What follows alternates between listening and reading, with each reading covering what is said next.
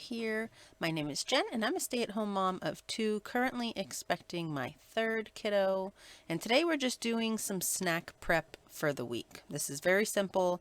I don't do this every week, at least recently, but I would like to get back in the habit of doing it. And although I didn't get everything done today that I wanted to get done, I got some stuff prepared and it's helped us throughout the week. Just have easy to go to snacks, no fuss, easy on mom, good to go. So first off, I'm just going to go ahead and prep some pineapple. My youngest kiddo really loves pineapple and it's good for your gut health too. So we really should just all be eating it regularly. But so I'm going to go ahead and cut up some pineapple before we move on to prepping some strawberries.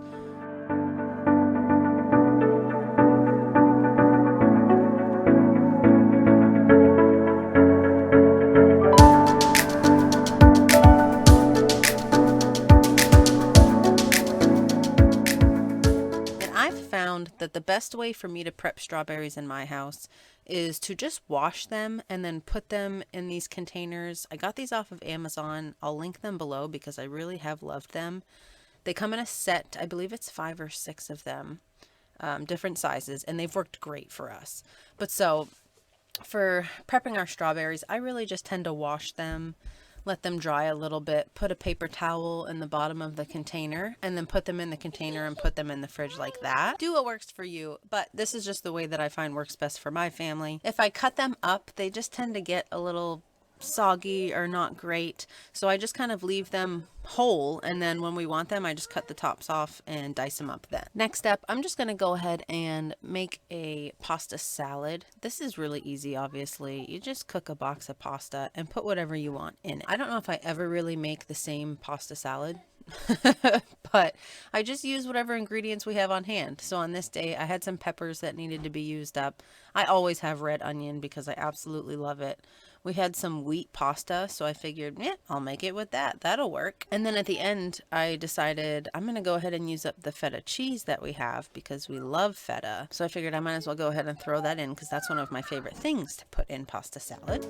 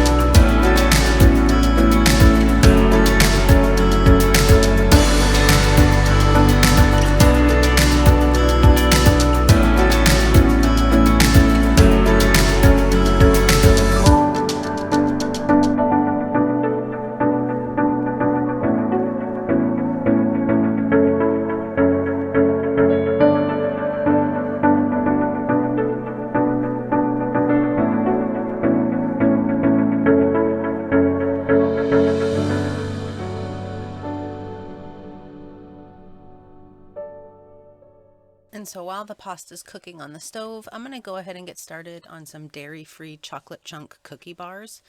And these are so soft and delicious. These are so good. I'm working on getting the recipe up on my blog, so if it's not on there yet, by the time this video is posted, it will be soon. And so the first thing you're going to want to add is 1/4 of a cup of melted coconut oil. So I just went ahead and melted mine over the stove top. These chocolate chunk cookie bars come together so quickly. They're so easy to make, and they really are delicious. We kept them out on the counter for about 3 days before they were completely gone, and they just stayed so soft and so good. And by out on the counter, they were in a container. They weren't just like out on a plate. They were in a sealed container. But Jeremy and I just kept finding ourselves every time we were in the kitchen, we'd grab a piece of them. They were just were that soft and that good. They really do taste like cookies, just a much healthier version. Next, you're going to add 1/3 of a cup of honey.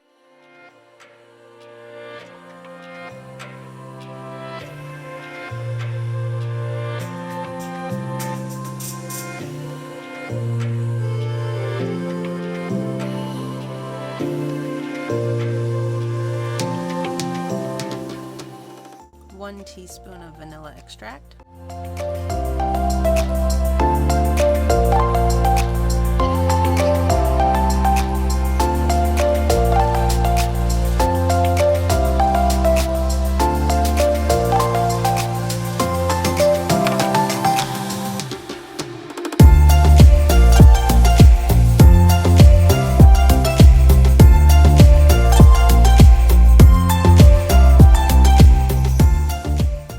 Whisking the honey and the eggs together with the vanilla just to get it well incorporated before I go ahead and add in the hot coconut oil, which you do want to do slowly because you obviously don't want to cook your eggs.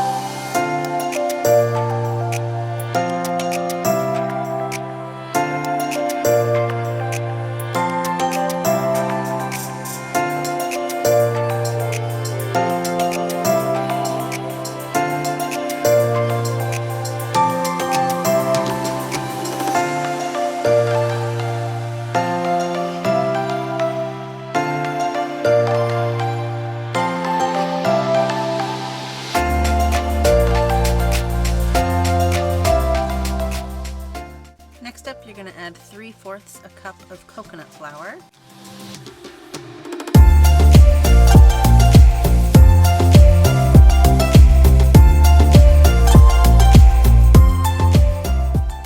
Fourth of a teaspoon of salt.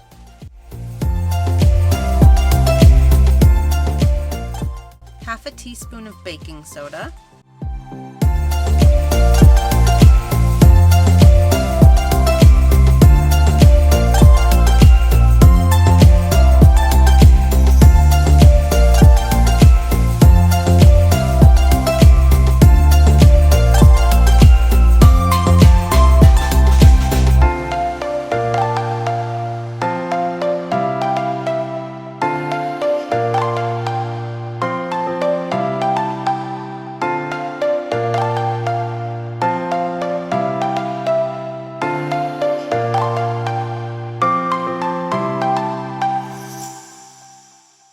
A 1/4 of a cup of your choice of milk. Since these are dairy free and we're mostly dairy free in this house, we love oat milk, so I usually cook with that in my recipes, but you could use almond milk, coconut milk, rice milk. They all will taste good. Want to go ahead and mix that all together, make sure it's well incorporated.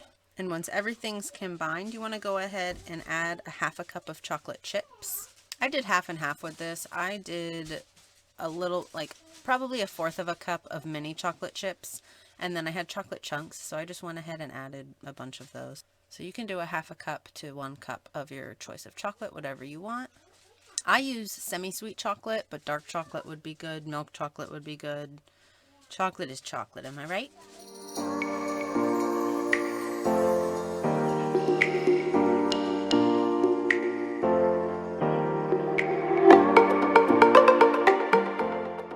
then all you're going to do is go ahead and prepare a baking dish. I've got this nice stone pan. It does take things a little bit longer to cook in a stone pan than it would just a metal pan. So it did take me a little bit longer with this. So just go ahead and press it down into your greased baking dish. Try and get it to be somewhat even as best you can. And then you're going to go ahead and put it in your oven at 350 degrees.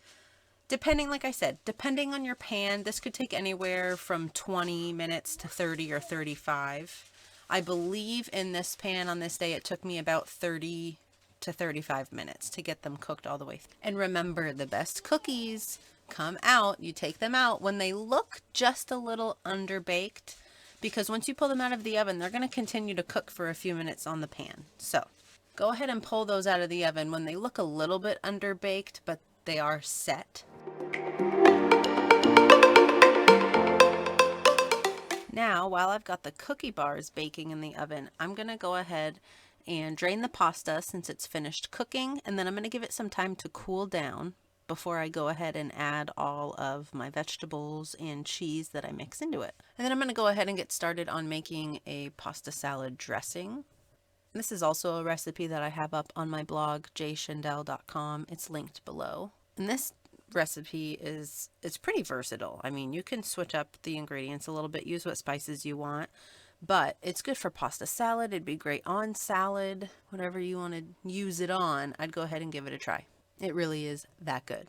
So to make the dressing, you just want to go ahead and add 1/4 cup of olive oil, 1/4 cup of lemon juice, about 1/4 cup of honey Dijon mustard, just because that's my preference, 1/2 teaspoon of celery salt, and 1/2 teaspoon of dried dill wheat, and go ahead and mix that up really well until it's incorporated together. And this recipe will make enough dressing to cover at least a 1-pound box of pasta. You could probably go a little farther with it even, but we like ours somewhat heavily dressed, I guess you could say. And that's it. Super simple, very easy to make, comes together extremely quickly. You could make this ahead of time and just pop it in your fridge. That way you have it on hand for whatever you'd like to use it on. Totally up to you. But go ahead and give this recipe a try for your next pasta or just your regular salad. It is delicious.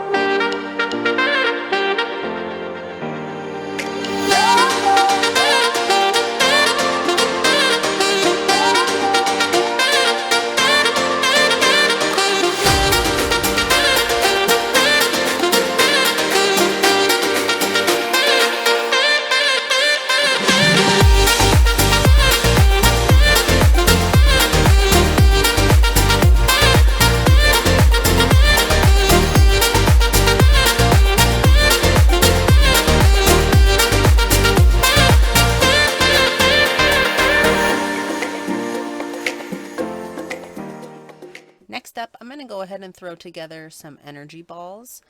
This also is another versatile recipe. I tend to make a lot of things that you can just sort of switch up the ingredients on. But these are super simple, and we typically make the kind that I'm making in the video today is kind of our go-to. There are times that I'll add shredded coconut or some different things, but this is our tried and our true, very simple chocolate chip energy balls.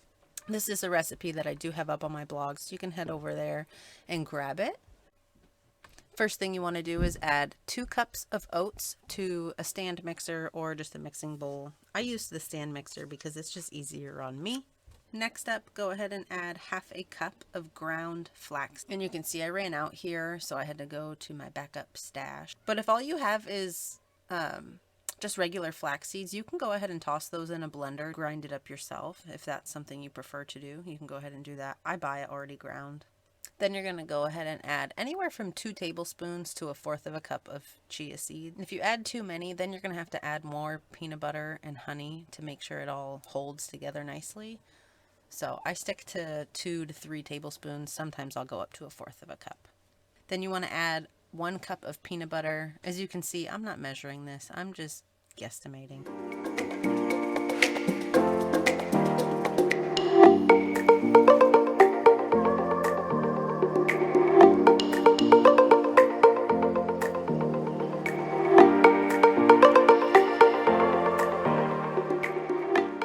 Then I'm going to add about a half a cup of honey. Again, I'm just eyeballing this. It doesn't have to be precise. Then you're going to add 1 teaspoon of vanilla extract. I like to mix it up real quick at that point for a little bit. That way those ingredients are incorporated. And then I go ahead and add chocolate.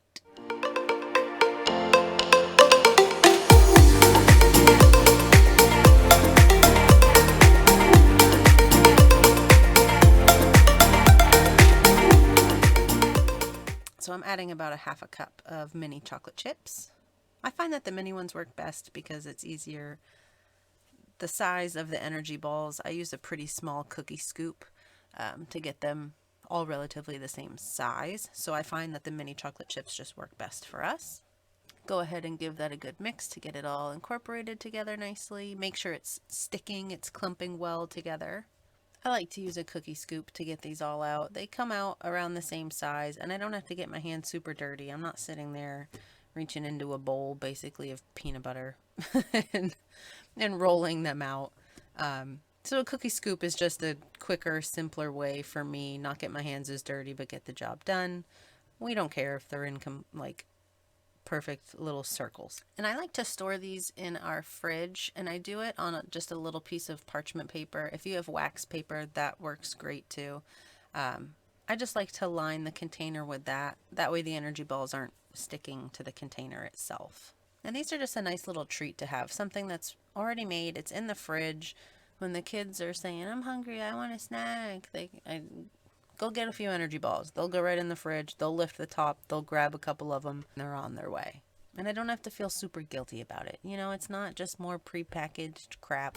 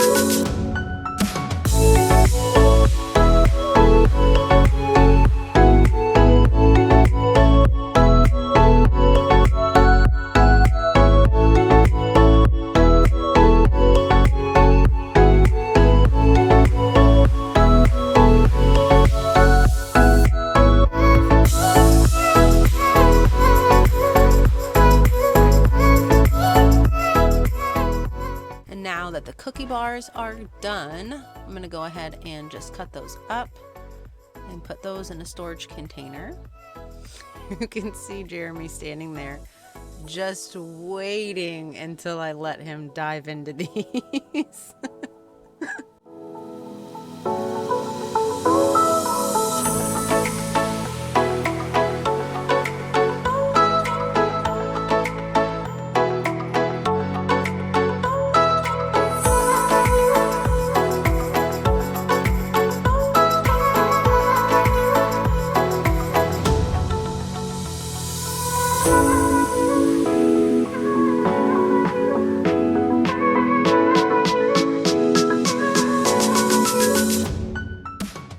And last but certainly not least, because this is one of my kiddos' favorite snacks. Don't ask me why.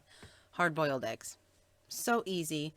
I do have this little baby bullet steamer, and I like to cook them in there because it takes less water. I can just set it and forget it. I don't have to keep an eye on them on the stove. I don't have to, even deal with the stove. I can just put these in, put it on the right setting, give it a little bit of water, set it, and just be done. Once they're done, I do put them in a bowl of cold water for about 10-15 minutes. And then I'll go ahead and peel them, put them in a glass container, pop them in the fridge. Again, it's just something else that the kids can grab quickly. They're right there, they're easy, and it's good for them. My kids are pretty picky eaters, I have to say, and so the fact that they like hard-boiled eggs is great. So thanks for hanging out, you guys. Thanks for watching. As always, like, subscribe if you want to, and I will catch you in the next one. Bye.